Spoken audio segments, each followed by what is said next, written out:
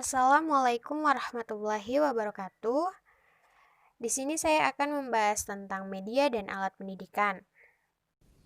Yang pertama adalah pengertian media, yang dijelaskan dalam surat An-Nahl ayat ke-44 yang artinya, dengan membawa keterangan-keterangan atau mukjizat dan kitab-kitab, dan kami turunkan Al-Quran kepadamu agar engkau menerangkan kepada manusia apa yang telah diturunkan kepada mereka dan agar mereka memikirkan. Jadi media pendidikan adalah perantara yang dapat membantu proses pembelajaran yang berfungsi memperjelas makna pesan yang disampaikan sehingga tujuan proses pembelajaran dapat tercapai dengan sempurna. Selanjutnya adalah macam-macam media. Kemudian tertulis dalam Quran Surat An-Nahl ayat ke-89 tentang media Al-Quran atau kitab, yang artinya, dan ingatlah akan hari ketika kami bangkitkan pada tiap-tiap umat seseorang saksi atas mereka dari mereka sendiri, dan kami datangkan kamu Muhammad menjadi saksi atas seluruh umat manusia, dan kami turunkan kepadamu Alkitab atau Al-Quran untuk menjelaskan segala sesuatu dan petunjuk serta rahmat dan kabar gembira bagi orang-orang yang berserah diri. Tafsir dari ayat tersebut adalah diturunkannya Al-Quran kepadamu sebagai penjelas setiap perkara yang membutuhkan keterangan seperti hukum-hukum halal dan haram, pahala dan hukuman, dan lain sebagainya, dan agar menjadi sumber hidayah dari jalan kesesatan dan rahmat bagi orang yang mengimaninya dan melaksanakannya, dan kabar gembira yang baik bagi kaum mukminin tentang baiknya tempat kembali mereka. Selanjutnya yang tertulis dalam surat Ali Imran ayat 190-191 tentang media alam, yang artinya, sesungguhnya dalam penciptaan langit dan bumi dan silih bergantinya malam dan siang terdapat tanda-tanda bagi orang yang berakal, yaitu orang-orang yang mengingat Allah sambil berdiri atau duduk, atau dalam keadaan berbaring, dan mereka memikirkan tentang penciptaan langit dan bumi, seraya berkata, ya Tuhan kami, tiadalah Engkau menciptakan ini dengan sia-sia. Maha suci Engkau, maka peliharalah kami dari siksa neraka. Tafsiran dari ayat tersebut adalah memotivasi untuk memperhatikan ketinggian langit dan kekuluasan bumi, tata letak dan semua yang ada padanya mulai gunung hingga lautan, mulai padang pasir hingga hutan, mulai hewan hingga tumbuhan atau pepohonan, juga bintang-bintang. Dan penciptaan langit dan bumi serta silih bergantinya malam dan siang terdapat tanda-tanda kekuasaan Allah bagi ulul albab, yaitu orang-orang yang berakal. Dan tafakur atau berfikir yang benar akan mengantarkan pada kesimpulan bahwa Allah menciptakan sesuatu tidak ada yang sia-sia, semuanya benar, semuanya bermanfaat. Tafakur atau berfikir yang benar juga melahirkan kedekatan kepada Allah dan memperbanyak doa kepadanya. Yang selanjutnya adalah pengertian alat pendidikan. Alat pendidikan dalam Islam yaitu segala sesuatu yang dapat digunakan untuk mencapai tujuan pendidikan. Dengan demikian, maka alat ini mencakup apa saja yang dapat digunakan termasuk di dalamnya metode pendidikan Islam. Alat pendidikan dalam Islam yaitu cara dan segala apa saja yang dapat digunakan untuk menuntun atau membimbing anak dalam masa pertumbuhannya. Oleh karena itu, metode dan alat pendidikan harus searah dengan Al-Quran dan As-Sunnah, atau dengan kata lain tidak boleh bertentangan dengan Al-Quran dan As-Sunnah. Yang pertama di dalam alat pendidikan yaitu tulisan. Dan dijelaskan dalam hadis riwayat Bukhari dan Tirmizi dari Amir bin Maimum Al-Audi berkat saat mengajarkan beberapa kalimat doa sebagaimana seorang guru mengajarkan tulisan kepada anak-anak. Dan dia berkata bahwa Rasulullah selalu memohon perlindungan dari beberapa kalimat itu setiap selesai sholat, yaitu, ya Allah, sesungguhnya aku mohon perlindungan kepada Engkau dari rasa takut, dan aku mohon perlindungan kepada Engkau dari dikembalikan ke serendah-rendahnya usia atau pikun. Dan aku mohon perlindungan kepada Engkau dari fitnah dunia, dan aku mohon perlindungan kepada Engkau dari siksa kubur. Pelajaran dapat diambil dari hadis tersebut yaitu perlunya orang tua mengajarkan doa-doa penting kepada anak-anaknya. Demikian juga seorang pendidik terhadap anak didiknya.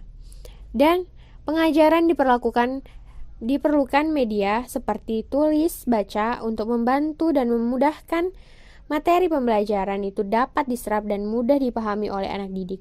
Waktu selesai sholat adalah waktu yang mustajab untuk berdoa.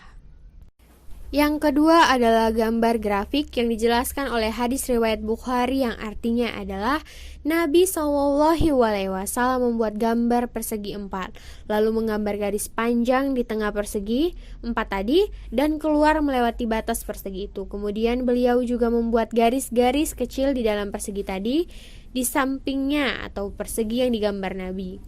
Dan beliau bersabda, ini adalah manusia. Dan persegi 4 ini adalah ajal yang mengelilinginya. Dan garis panjang yang keluar ini adalah cita-citanya. Dan garis kecil ini adalah penghalang-penghalangnya. Jika tidak terjebak dengan garis ini, maka kena garis yang ini. Jika tidak kena garis yang itu, maka kena garis yang setelahnya. Jika tidak mengenai semua penghalang tadi, maka dia pasti tertimpa ketuarentaan.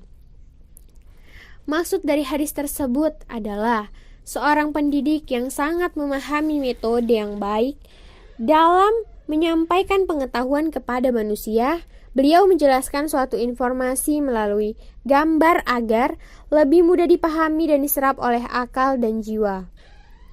Bagaimana manusia dengan cita-cita dan keinginan-keinginannya yang luas dan banyak bisa terhalang dengan ajal, penyakit-penyakit atau usia tua, dengan tujuan memberi nasihat pada mereka untuk tidak sekedar melamun barang-barangnya, berangan-angan panjang saja tanpa realisasi, dan mengajarkan pada mereka untuk mempersiapkan diri menghadapi kematian.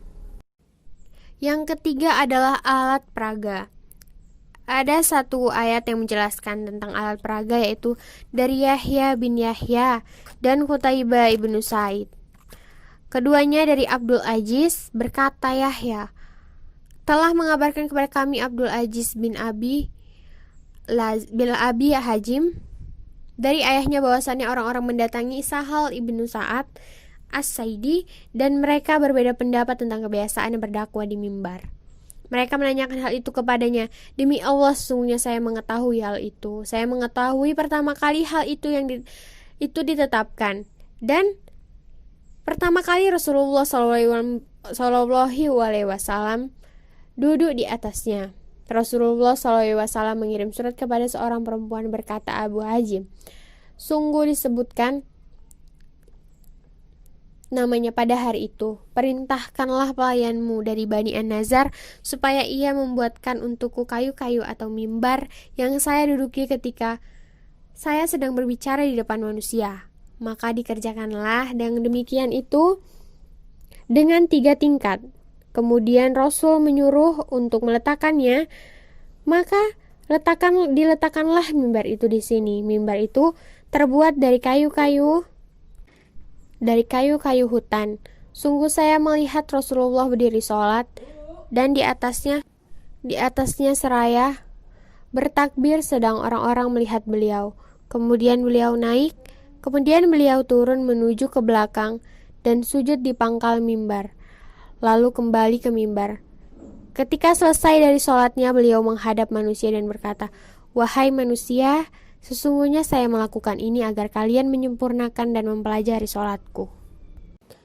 Tafsir dari ayat tersebut adalah Nabi selalu menggunakan mimbar untuk menyampaikan khutbah maupun tempat pembelajaran. Mimbar adalah salah satu sarana yang penting dalam pembelajaran. Dalam dunia pendidikan sekarang memang tidak ada mimbar di dalam kelas. Akan tetapi pada prinsipnya sama, yakni adalah tempat duduk guru pada posisi yang mudah terlihat, mudah didengar suaranya. Dengan begitu pelajaran mudah dipahami karena dengan melihat dan mendengar sekaligus. Jadi kesimpulannya adalah media Al-Quran atau Alkitab diturunkan kepadamu sebagai penjelas setiap perkara dan membutuhkan keterangan seperti hukum-hukum halal dan haram, pahala dan dosa, pahala dan hukuman atau lain sebagainya, agar menjadi sumber hidayah dalam jalan kesesatan dan bagi rahmat untuk orang yang mengimaninya dan melaksanakannya, dan kabar gembira bagi kaum mukminin tentang baiknya tempat kembali mereka. Selanjutnya ada media alam. Media alam memotivasi untuk Perhatikan ketinggian langit dan keluasan bumi, tata letak, dan semua yang ada padanya mulai dari gunung hingga lautan, padang pasir hingga hutan, atau pepohonan juga binatang-binatang. Dan mengantarkan kesimpulan bahwa Allah menciptakan sesuatu tidak akan sia-sia. Yang selanjutnya alat pendidikan yang berupa tulisan, gambar, dan grafik. Diperlukannya media alat pendidikan sebagai tulis baca untuk membantu dan memudahkan materi pembelajaran yang dapat diserap dan mudah dipahami oleh anak didik. Seorang pendidik yang sangat memahami metode yang baik dalam menyampaikan pengetahuan kepada manusia, beliau menjelaskan suatu informasi melalui gambar agar lebih mudah dipahami dan diserap oleh akal dan jiwa. Dan selanjutnya juga ada alat peraga. Dalam dunia pendidikan sekarang mungkin memang tidak ada lagi mimbar dalam kelas, tapi sama prinsipnya dengan tempat duduk untuk guru yang dibedakan posisinya agar mudah dilihat, mudah dengar suaranya, dengan begitu mudah dipahami karena dengan melihat dan mendengar sekaligus dapat membantu dalam materi pembelajaran yang diberikan oleh guru. Oke, hanya itu saja yang bisa saya sampaikan. Lebih dan kurangnya mohon maaf. Terima kasih. Wassalamualaikum warahmatullahi wabarakatuh. Thank you.